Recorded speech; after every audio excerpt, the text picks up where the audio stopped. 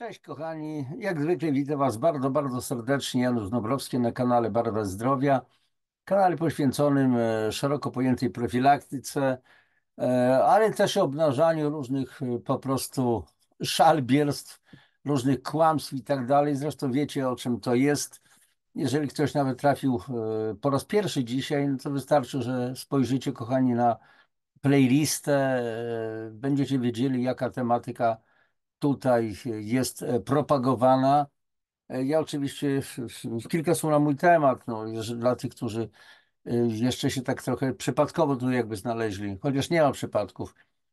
Praktycznie od 30 lat zajmuję się właśnie profilaktyką zdrowotną, to jest mój konik, moja pasja, zbieranie informacji, dzielenie się, pisanie książek, wykłady, szkolenia i tak dalej, wdrażanie bardzo konkretnych programów takich no, prozdrowotnych. Nie jestem lekarzem, zaznaczam, nie zajmuję się kompletnie leczeniem. Raczej mówię po prostu o tym, co warto byłoby zrobić dla siebie, żebyśmy po prostu byli zdrowi, nie zdrowsi. Bo nie może być jajeczko częściowo nieświeże, albo kobieta na przykład częściowo tylko w ciąży. Albo jesteśmy zdrowi, albo niezdrowi. Jeżeli się troszeczkę nam zdrowie posypało, to co, jesteśmy mniej zdrowi? No wiecie, o co chodzi. Albo jest się zdrowym, albo chorym i tyle, i sprawa załatwiona. Natomiast o czym dzisiaj? Słuchajcie, no przyjaciół nie mamy. Aha, w ogóle, kochani, zapomniałem Was najserdeczniej, zwłaszcza tych starych moich gości, tych z dużym stażem powitać. Witajcie płaskoziemcy, witajcie foliarze, witajcie szury, witajcie fanatycy, witajcie średniowieczczanie. Witam Was oczywiście też szur, foliarz i tak dalej. Znajdziemy się dzisiaj w dobrym, całkiem niezłym towarzystwie celebrytów, bardzo znanych, a raczej celebrytek. Więc temu to będzie poświęcone, a zaraz to rozkminimy. Więc słuchajcie, jak często to robię, oprę się na bardzo fajnym artykule, fajnym, naprawdę fajnym, dlatego że ten artykuł, treść jego obnaża nędzę myślową pewnej grupy tych, którzy się mają za bogów, którzy wykorzystują z kolei, mm, jakby to nazwać, a dobrze, pracujących w mediach, czyli coś ludzi od press i tak dalej, ludzi, którzy nie mają zazielonego nawet pojęcia, o czym piszą, ale piszą, mają płacone za wierszówkę i sprawa załatwiona. Ale zaraz o tym będziecie wszystko wiedzieli. I sprawa załatwiona. Zaraz zobaczymy już o tutaj. Zapomniałem jeszcze Wam dodać, kochani, witam Was jako zjadaczy smalcu. I ja też czasami używam smalcu. No i dobrze. Mam tutaj ciekawy artykuł z Gazety Lekarskiej, kochani. Z Gazeta Lekarska jest taka. Tytuł tego artykułu: Suplementy, smalec i spiski. Celebryci kontra medycyna. Dlaczego akurat zdecydowałem się na to, akurat żeby Wam to po prostu pokazać? Bo system już, kochani, ojejku, coś tutaj, jakieś dziwactwa mi wyskakują. System nie wytrzymuje, system pęka, ten system medyczny, system ochrony czego? Zdrowia? Nie wiem. Ministerstwo Zdrowia nie powinno się nazywać Ministerstwem Zdrowia, tylko Ministerstwem Opieki w Chorobie, jakiejś tam opieki i tak dalej. Abstrahuję oczywiście od ocen wielu lekarzy, bo mamy naprawdę kapitalnych lekarzy, wielu takich, w ogóle personel medyczny, który jest bardzo oddany pacjentom, jest inny, no. Rzeźbiący, kurczę, procedury i sprawa załatwiona. No i teraz, jak system usiłuje zohydzić na przykład takiego faceta jak ja, Janusz Dąbrowski, no nie wiem, czy się nie wstydzicie tu wchodzić na tą stronę, na ten kanał w ogóle, bo gdzie byście się znaleźli, kochani? A więc suplementy, smalec i spiski. O, teraz nawet zauważyłem. Trzy słowa na S. SSS. Ojej, jakaś organizacja. Celebryci kontra medycyny. Medycyna. I teraz, kochani, od cudownych specyfików na Hashimoto, poprzez smalec gęsi na przeziębienie, po teorie spiskowe o pandemii. Znani, lubiani coraz częściej promują pseumedyczne treści. A co to jest pseumedyczna treść? Które mogą zagrażać zdrowiu publicznemu. Na szczęście granica bezkarności właśnie się przesuwa. Prokuratora wzięła pod lupę suplementy sygnowane przez Dodę. Jeszcze tutaj coś na temat tych pseumedycznych treści, czyli treści niezgodnych z aktualną wiedzą medyczną. Jeden z Was, no przepraszam, nie pamiętam właśnie imienia, nazwiska, ale podsunął, że są, są treści nieaktualne, znaczy treści niekorespondujące z aktualną wiedzą medyczną, a ten mój gość przesympatyczny napisał informacje niekorespondujące, coś w tym stylu, z, z aktualną niewiedzą medyczną. Bardzo cenne określenie, bardzo dziękuję. To był pan. E, Słuchajcie, celebryci uwielbiają podgrzewać wokół siebie zainteresowanie. O, i teraz popatrzcie. Jedno zdanie i jakie wredne zdanie. Bo autorka, na koniec powiem, kto to jest, nie pisze nic o tym, co oni mówią i tak dalej, i tak dalej. Później to co prawda będzie, ale na początku jest zdanie otwierdzające. Celebryci uwielbiają podgrzewać wokół siebie zainteresowanie, czyli celebryci idą do mediów, żeby przedstawić publiczności swoją opinię na jakiś tam temat i w związku z tym podgrzewają atmosferkę wokół siebie. Tymczasem to do nich idą dziennikarze, pytają, a co sądzi pan, pani na ten temat i ci celebryci mówią. Mają prawo, mają prawo. Nawet jeżeli mają, chcą mówić głupoty, to mają prawo po prostu powiedzieć i wtedy będziemy się odnosić. Ale od razu tu jest zarzut. Celebryci uwielbiają podgrzewać wokół siebie zainteresowanie. Dobrze. Dalej czytamy. By zyskać fanów i zarobić więcej, zakładają rozmaite biznesy lub reklamują produkty, które rzekomo mają działać cuda, zwłaszcza w obszarze zdrowia i urody. Aha, zakładają rozmaite biznesy. Kochani, no ja też mam biznes, akurat mam spółkę z o.o. Przez wiele, wiele lat, całe moje życie zawodowe byłem po prostu nauczycielem. Kiedyś miałem działalność gospodarczą, którą otworzyłem chyba w 90 czy w 91 roku. Po wielu latach to padło, a ja cały czas byłem budżetowcem, byłem nauczycielem i prowadziłem działalność gospodarczą. Później to padło, po prostu miałem długi, przyznaję to w ZUS-ie między innymi. Nie byłem w stanie opłacać dodatkowych składek zdrowotnych, bo między innymi zajmowałem się ubezpieczeniami, więc szkoła, w której pracowałem, płaciła za mnie składkę zdrowotną. Firma, z którą współpracowałem na rzecz Polis, płaciła za mnie składkę zdrowotną, a ja prowadząc działalność gospodarczą, bo musiałem mieć między innymi, jak pracowałem, zajmowałem się ubezpieczeniami, jest to sensowna sprawa, to ja sam musiałem dodatkowo opłacać moją składkę zdrowotną, czyli popatrzcie, płaciłem 3 składki i kurczę, że ja też nie zachorowałem w tamtym czasie, bo byłbym 3 razy lepiej leczony najprawdopodobniej. No ale to tak na marginesie. I teraz tak, jeżeli lekarze mają własne przychodnie, czyli ludzie medycyny, to jest to wszystko w porządku, bo oni mają prawo zarabiać. Oczywiście, że mają prawo zarabiać. Tylko z czego robić zarzut? Dobrze. Często ich twierdzenia nie mają, tych celebrytów, nie mają żadnego pokrycia w faktach. Mimo to znane nazwisko potrafi nie tylko napędzić sprzedaż, lecz także sprowadzić realne zagrożenia. Przekonała się o tym Dorota Rabczewska, polska gwiazda pop znana jako Doda. Zaraz, zaraz. Na kogo sprowadzić realne zagrożenia? Na tego, który kupuje te produkty? Sądzę, że te zagrożenia realne sprowadziła na siebie właśnie pani Dorota Rabczewska, Doda, bo zainteresował się nią prokurator.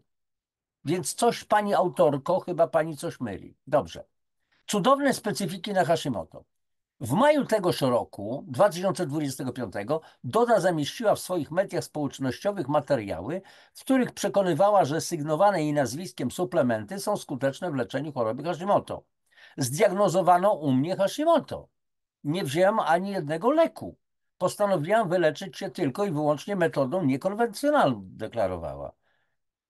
Jej przekaz dotarł do ogromnego grona odbiorców. Gwiazda ma ponad 2 miliony obserwujących na Instagramie i 1,5 miliona na TikToku. Doda podkreślała, że stworzyła własną linię suplementów po to, by pomóc ludziom zmagającym się z Hashimoto i innymi dolegliwościami tarczycy. Po emisji reklamy lekarze zareagowali stanowczo. A jakże? Słusznie wskazując, że tego typu... Czy słusznie? A co oni mogą wiedzieć na ten temat? Wskazując, że tego typu porady są nie tylko nierzetelne, a na jakiej podstawie twierdzą, że nierzetelne? A przede wszystkim szkodliwe i wprowadzające w błąd. Dlaczego szkodliwe? Dlaczego wprowadzające w błąd? Hashimoto to choroba, której nie da się wyleczyć suplementami. Można ją jedynie kontrolować i wprowadzić w remisję za pomocą metod potwierdzonych naukowo. Bzdura nad bzdurami, kochani. Dlatego, że ja sam mam masę znajomych dziewczyn, które po prostu poradziły sobie.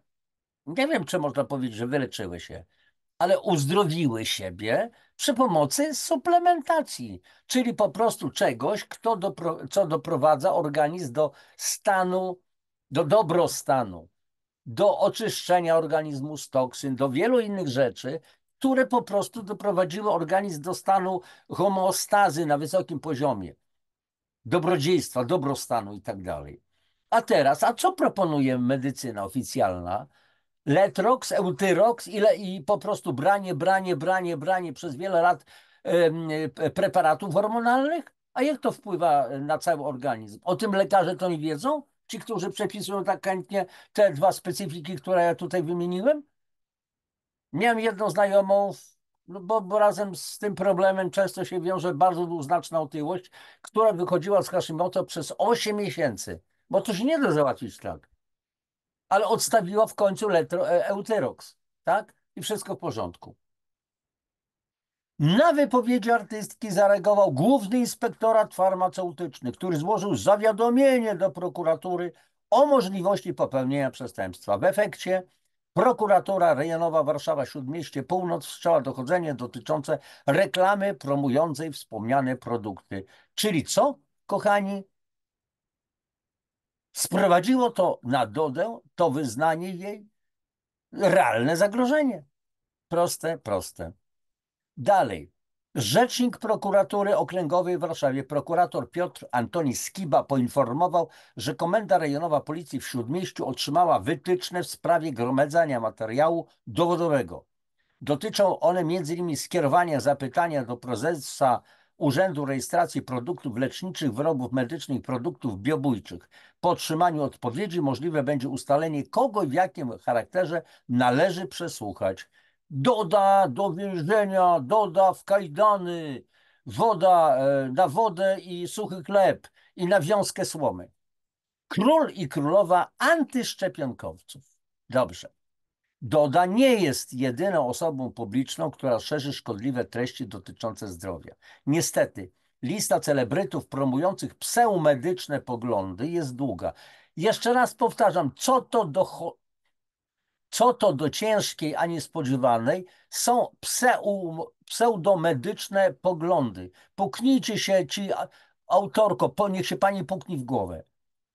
Niekiedy ich wypowiedzi budzą śmiech, ale częściej niepokój. Śmiech to budzą te wasze porady i tragiczne skutki, na przykład szczepionkowe. Bo ile mogą wydawać się absurdalne, to w rzeczywistości mają wpływ na decyzje tysięcy ludzi.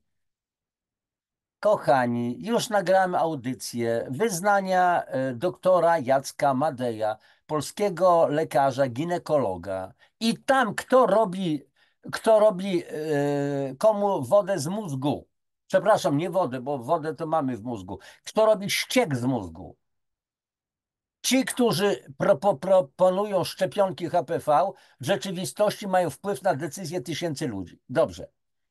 Jednym z czołowych przedstawicieli środowiska antyszczepionkowego jest skrajnie prawicowy patostreamer Wojciech Jaszczur-Olszański. Kochani, znam gdzieś tam niedaleko, jak bywałem na demonstracjach, to ten pan pojawiał się, nie jest totalnie z mojej bajki, ale znowu zobaczcie, jaka jest wredna manipulacja. Chamska, nie muszę mówić tutaj bez żadnego ale. To jest chamska manipulacja. Bo to, że pan Olsztański może być antyszczepionkowy i ja, Dąbrowski, też nie jestem antyszczepionkowcem, ale jestem tak postrzegany, to w tym momencie, jeżeli ja mówię coś przeciwko szczepionkom anty-HPV, czy jakimś innym, czy antykowidowym, nie wszystkim rzecz jasna, to jednocześnie jestem antyszczepionkowcem i kolegą na pewno tego patostreamera Wojciecha Jaszczura Olszańskiego. W jednym szeregu nas się ustawia. I ustawia się masę innych ludzi. Również lekarzy, którzy mówią, że szczepionki, na przykład anty-COVID, są niebezpieczne, nieprzebadane i tak dalej. Znany z radykalnych i kontrowersyjnych poglądów oraz wulgarnych ataków na lekarzy i wyzwisk pod ich adresem został na początku czerwca zatrzymany przez policję. Prokuratura postawiła mu aż 78 zarzutów, w tym dotyczące nawoływania do nienawiści. Jeżeli nawołuje do nienawiści, to słusznie prokuratura się nim zajęła i zgodnie z prawem może odpowiadać. Tylko dlaczego od razu jest minusem, że na przykład jest antyszczepionkowy? Z kolei miano królowej ruchu antyszczepionkowego można przypisać Edycie Górnik. Słuchajcie, miałem takie wielkie szczęście, że chyba 5 czy 6 lat temu miałem okazję poznać osobiście panią Edytę Górniak. Nawet przeszliśmy sobie no, takie naperty. Była akurat, obydwoje byliśmy, akurat była pani Edyta zaproszona na taką imprezę, co pół roku się odbywają na Ślęży, Powiew Wolności. Dawniej to było powitanie wiosny, powitanie jesieni. Impreza organizowana przez panią Krystynę Maciąg, też moją akurat znajomą. I ja akurat dwudniowe takie po prostu spotkania na Ślęży, więc na samej górze kwaterowaliśmy tam w jednym hotelu podnóż i tak dalej, i tak dalej. I pani Edyta również była zaproszona, dawała nam po prostu koncert za free i tak dalej, i tak dalej. I po prostu rozmawialiśmy, ja z nią rozmawiałem, bardzo się skarżyła na straszliwy hejt, który na nią jest organizowany i tak dalej, i tak dalej. Przesympatyczna, przeciepła osoba, która ma prawo do własnych poglądów. Jeżeli ktoś chce, to nie musi utożsamiać się z jej poglądami. Ale dlaczego od razu wyzwiska? Dlaczego wyzwiska? Więc do pani autorki ja mogę pomówić, ty szczepionkowcu, ty taka siaka uwaka szczepionkowa i tak dalej, i tak dalej. A przecież tego nie mówię. Każdy ma prawo do własnych poglądów i do tego, ale tu jest zagrożenie dla tego systemu, bo ona jest celebrytką, więc jej głos będzie bardziej słyszalny niż na przykład mój, Dąbrowskiego. W czasie pandemii COVID-19 w czasie pandemii COVID-19 wielokrotnie podważała jej istnienie i zasadność środków ochronnych. I słusznie, przecież też wielu z nas to doskonale wie. W jednym z wywiadów mówiła, cytat, lepiej jest mieć masę ludzi, która wykona polecenia, takimi ludźmi łatwiej jest, nie chcę powiedzieć sterować, ale dyktować im warunki życia. Niewiele osób zastanawia się, czy maseczka nas uchroni przed zarazkami, czy zabierze nam resztki zdrowia. I oczywiście, że mówiła prawdę. Oczywiście, że jest racja. Pani Edytko, you're right, masz rację i pełny szacun dla ciebie. Bo to, co przeżywa pani Edyta, te ataki różnego rodzaju, można i nie lubić tych celebrytów, wszystkich, którzy się pojawią. Można ich lubić, można nie lubić, można szanować czy nie szanować, ale szanować trzeba jako człowieka przede wszystkim, który ma prawo do wypowiedzi. Tym bardziej, że to nie są ludzie, którzy wyzywają innych, albo zmuszają innych do czegoś. Natomiast system zmusza. A przymusowe szczepienia to co? Nie zmuszają nas? Nie kłamią w mediach, w radio, w telewizji, w gazetach i tak dalej, i tak dalej? Cytat, Górniak, przepraszam, z dziennikarki. Cytat, Górniak otwarcie deklarowała również w mediach, że nie zamierza się szczepić, podobnie jak jej syn. Nie zgodzą się na szczepienia i mój syn nie zgodzi się na szczepienia. Jeśli będą chcieli nas za to rozstrzelać, to niech nas rozstrzelają. Mówiła w wywiadach, dodając, że woli umrzeć, niż pozwolić na to, by wprowadzić do jej ciała substancję, o której składzie i pochodzeniu nic nie wie. I Pani Edytko, chwała Ci za to, że tak stanęłaś w prawdzie. Ja to samo mówię od wielu lat, to samo mówię. Nikt mnie nie zmusi do tego, żebym ja wprowadził do swego ciała jakieś, nie wiadomo co, jakieś dziadostwo. I teraz, ona deklarowała w mediach, że nie zamierza się szczepić. To jest złe, kochani. Ale jeżeli pan aktor Pazura, pan aktor musiał, taki wiecie, aktorzynka, jeżeli pani, ojejku, wypadło mi w tej chwili nazwisko, bajeczkę o szczepionkach nawet deklamowała i tak dalej, i tak dalej. Pani Dereszowska, to było wszystko cacy. Oczywiście pani Górniak mówiła, deklarowała otwarcie to, co deklaruje i nikt jej za to nie płacił. Czy pan Pazura, który i cała reszta tej menadżerii, którzy tak reklamowali szczepionki, za darmo to robili? Mam tylko pytanie, tylko pytam. Jej zdaniem, pani Górniak, pandemia została wykorzystana przez wpływowe jednostki, takie jak Bill Gates, do globalnej depopulacji, a osoby hospitalizowane w czasie pandemii, według niej to statyści udający chorych. Jakie to jest kłamstwa na temat tego, co Edyta mówiła. Choć część fanów krytykowała jej wypowiedzi, wielu innych je podchwytywało, powielając szkodliwe teorie spiskowe. Podobne poglądy wyrażał piosenkarz rosyjskiego pochodzenia Iwan Komarenko, który pandemię również uznawał za manipulację i kłamstwo. A co nie? A jeżeli nawet Edyta mówiła, pani Edyta, o to, że to są statyści udający chorych, pamiętacie te ciężarówki we Włoszech, w Brindisi, w innych miastach, które woziły trupy i widzieliśmy trumny poustawiane, to miały być ofiary COVID-a, a tymczasem kto to był? To byli imigranci, którzy się utopili. To było dopiero pandemiczne, globalne oszustwo. I jeszcze ta autorka usiłuje nam tu wciskać ciemnotę? Już my wiemy, o co chodzi. Dalej. Beata Pawlikowska pod ostrzałem psychiatrów. Znane nazwisko. W 2023 roku dziennikarka, autorka książek Beata Pawlikowska opublikowała na swoim kanale na YouTubie materiał na temat leczenia depresji. Choć zaznaczyła w nim, że nie jest lekarzem, jedynie przedstawia wyniki badań, zawarte w filmie tezy przeczyły konwencjonalnej wiedzy medycznej. A mnie to guzik obchodzi, że przeczyły konwencjonalnej wiedzy medycznej. Bo co wiedza medyczna może mówić o depresji? Tym, że depresję można leczyć lekami? A jakimi lekami? Pokażcie mi leki na depresję, które wyleczą. Które wyleczą. I teraz znowu sprawa. A czym jest spowodowana deprecha? Czym? Jakie leczycie jedynie objawy chemią, pogłębiając jeszcze zatrucie organizmu? Oczywiście, ja nie jestem lekarzem, foliarzem przecież jestem, ale też się okazuje, że przede wszystkim, jeżeli wystarczy oczyścić organizm z toksyn, dożywić go, czyli oczyścić również układy nerwowe z toksyn. My jesteśmy potwornie zatruci. Co my mamy w produktach do jedzenia? Konserwanty, barwniki, polepszacze, spulchniacze, mikronanoplastik, pestycydy, radionuklidy itd., itd., itd. Mamy to czy nie? Dlaczego dzisiaj tylu ludzi choruje? Mamy ponad 70 chorób oficjalnych, takie nazwy, z którymi medycyna akademicka kompletnie sobie nie radzi. Kompletnie, tylko leczą, likwidują ewentualnie objawy, a przyczyny nie. Więc o co tu chodzi?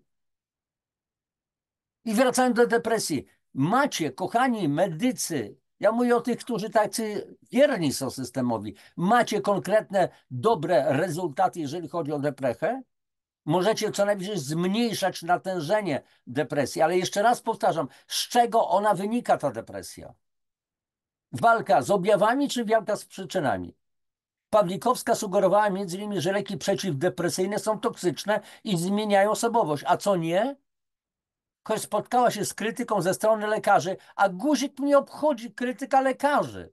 Dlatego pytam was, lekarze, jaka jest przyczyna depresji? Jaka jest przyczyna wielu chorób? Dlaczego nie potraficie wyleczyć wielu chorób? Dlaczego nie potraficie wyleczyć Hashimoto? Tylko zaleczać. Wielu jej odbiorców dziękowało za film, deklarując na przykład, że teraz już wiem, czego nie robić. Nie iść do lekarza.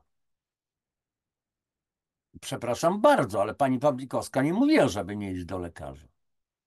Lekarze, zwłaszcza psychiatrzy, zareagowali na materiał Pawlikowskiej błyskawicznie i histerycznie i jednoznacznie. Osoba nieposiadająca wykształcenia medycznego, publikująca takie treści w social media, nie ponosi formalnie odpowiedzialności za ich skutki. Tymczasem pacjent z depresją zniechęcony do terapii może na przykład odstawić leki z tragicznie przewidywalnym skutkiem.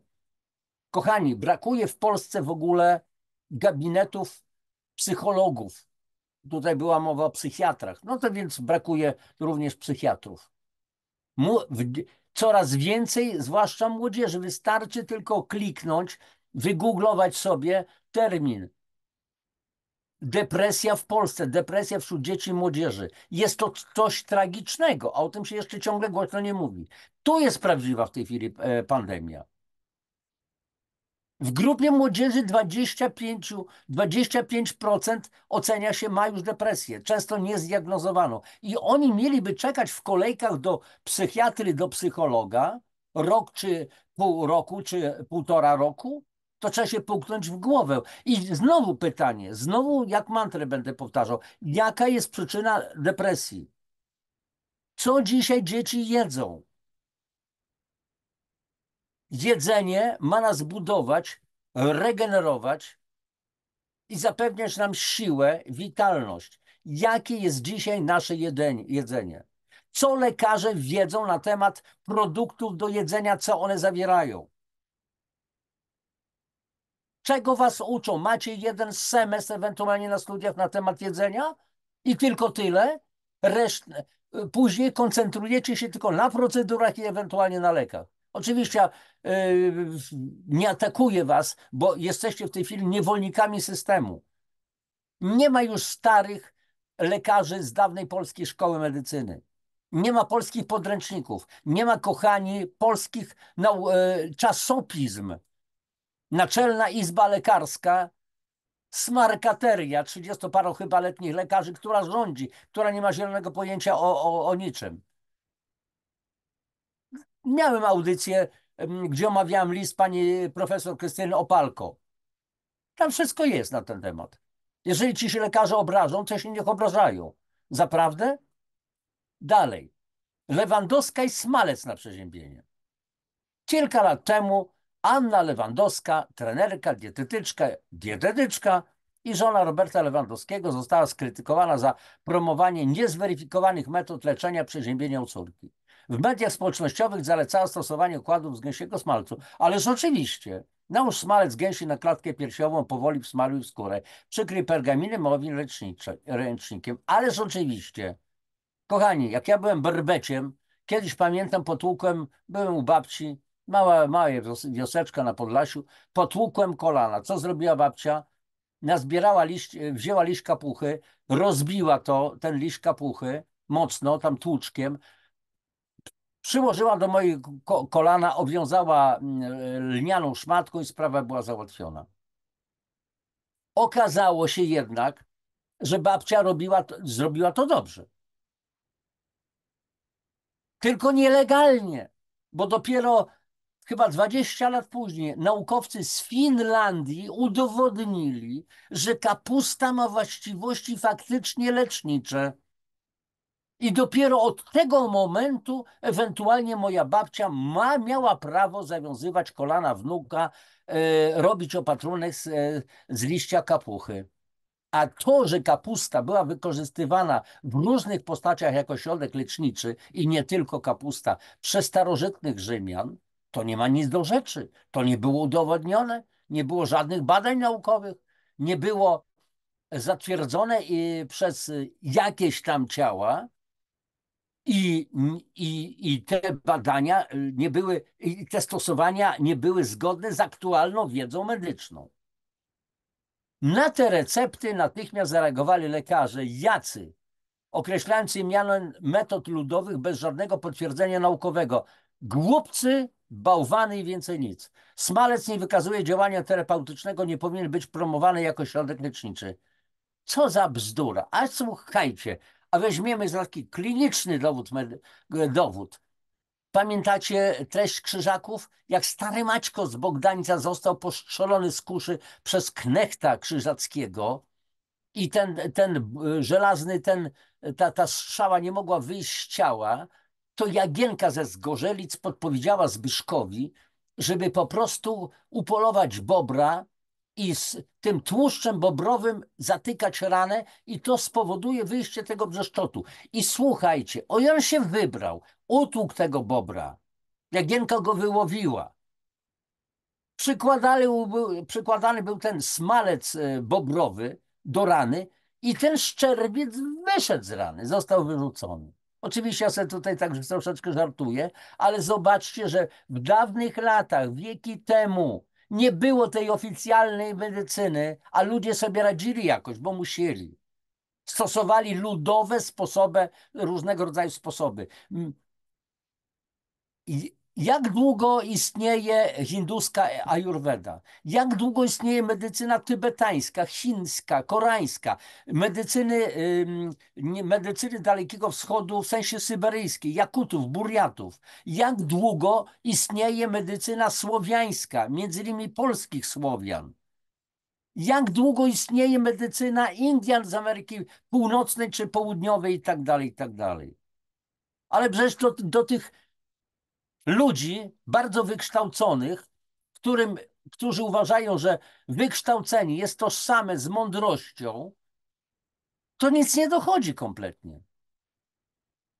Niebezpieczne zasięgi i fałszywa wiarygodność. Choć osoby publiczne powinny mieć świadomość wpływu, jaki wywierają na społeczeństwo, zwłaszcza w tematach związanych ze zdrowiem, często zachowują się skrajnie nieodpowiedzialnie. Wykorzystując swoją pozycję i ogromne zasięgi w mediach społecznościowych, promują kontrowersyjne poglądy, metody leczenia oraz produkty. Nierzadko są to zwyczajne fake newsy, nie mające nic wspólnego z rzetelną wiedzą. Okej, przerywam znowu na chwilę, bo nie wytrzymam. Za to w telewizorni nie ma nic.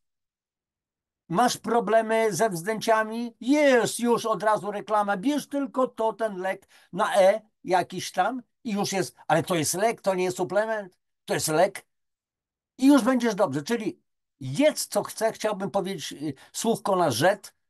Jedz co chcesz i będzie wszystko w porządku. Nie trawisz produktów białkowych, mleka, serów, twarogów i tak dalej. Weź coś tam, żeby zredukować enzym, dodać po prostu enzym laktazę. Nie masz problemu. Wszystko w telewizji jest. W każdej stacji paliwowej, w każdym sklepie jest dział z medykamentami. Ibuprofen, jakieś inne Gripexi, wszystko to jest. Ja rozumiem, że powinny być prezerwatywy, owszem, ale żeby takie inne historie były, że każdy może sięgnąć i wie, jak to stosować? I co lekarze, nic na ten temat nie powiecie? Tymczasem, jak podkreśla wiceprezes Naczelnej Rady Lekarskiej, Klaudiusz Komor, przepraszam, ale dzisiaj jestem bezlitosny, bo mnie to wprowadza do stanu, wiecie, białej gorączki, chociaż nie dostanę. Wiedza medyczna jest jedna. Panie Boże Święty, jak oświeciłeś pana Klaudiusza Komora. Tak, wiedza medyczna jest jedna. Tylko w jakim kontekście? Zmienia się, ewoluuje, aktualizuje, ale pozostaje oparta na dowodach naukowych. Dla szarlatanerii, niezależnie od formy, nie ma w niej miejsca. Na jakich dowodach naukowych? A nie ma czegoś takiego, że wystarczy, że jest jeden przypadek konkretnej terapii, nawet ludowej, który zadziała i to się go rozpatruje, że tak można to zastosować. I jak mówił świętej pamięci profesor Julian Aleksandrowicz, wychowawca wielu pokoleń wspaniałych polskich lekarzy, cytuję, bo pamiętam: wolę być wyleczony przez wiejskiego znachora, niż uśmiercony przez medyczną sławę.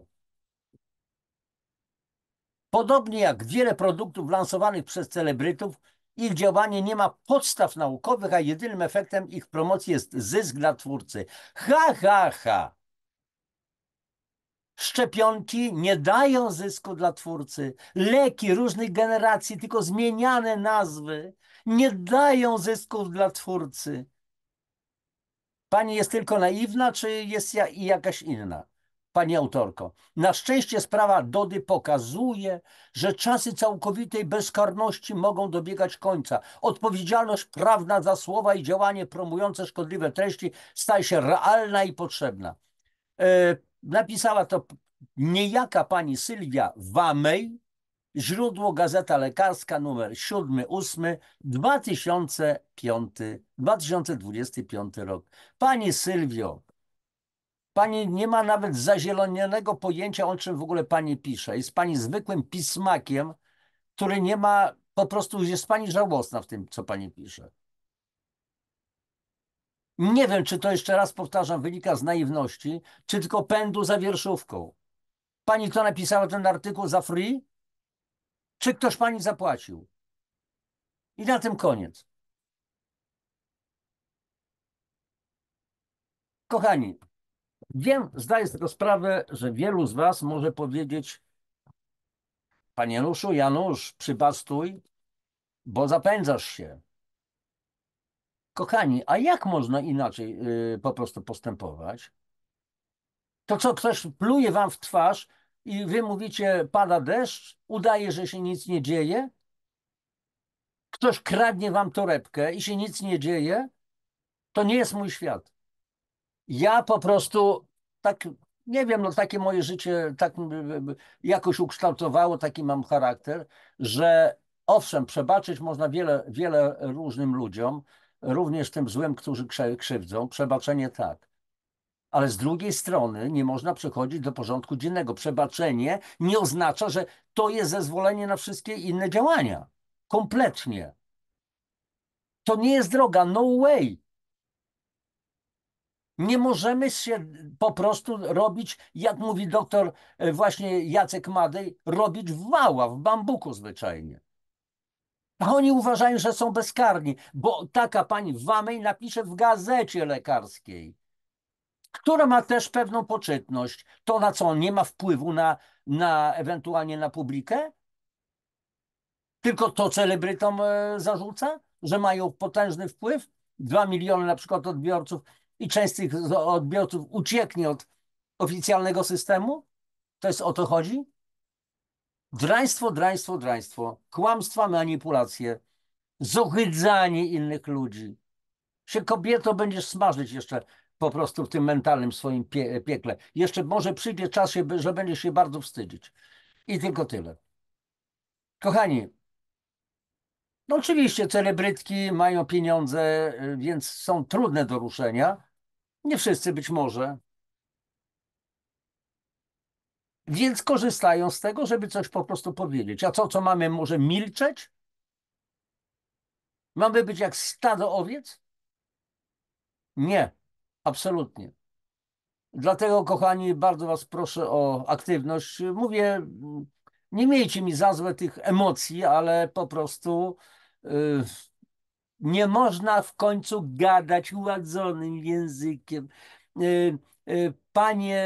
Panie doktorze, mija się pan z prawdą. Pani dziennikarko, minęła się pani z prawdą. Kłamiesz, człowieku. Kręcisz, manipulujesz, zohydzasz. A jest zasada Huny i zasada Chrystusowa. Nigdy nie krzywdzić, zawsze pomagać. I ten się śmieje dobrze, kto się śmieje ostatni. Trzymajcie się, kochani. Na koniec proszę jak zwykle was o lajki, o subskrypcje, o komentarze i o dzielenie się linkami, tą wiedzą z innymi waszymi bliskimi, o wstawianie na social media. Niech to idzie. A pełny szacun tym osobom, tylko 4, które były pokazane. Tych osób jest znacznie więcej, celebrytów, którzy dobrą robotę robią, w odróżnieniu od tych innych celebrytów, których wymieniałem wcześniej, którzy promowali szczepionki jak tylko się da. Tu się podnosi. Trzymajcie się. Będzie i tak wszystko dobrze. Zobaczycie. Chyba koniec. Czas na odpoczynek znowu.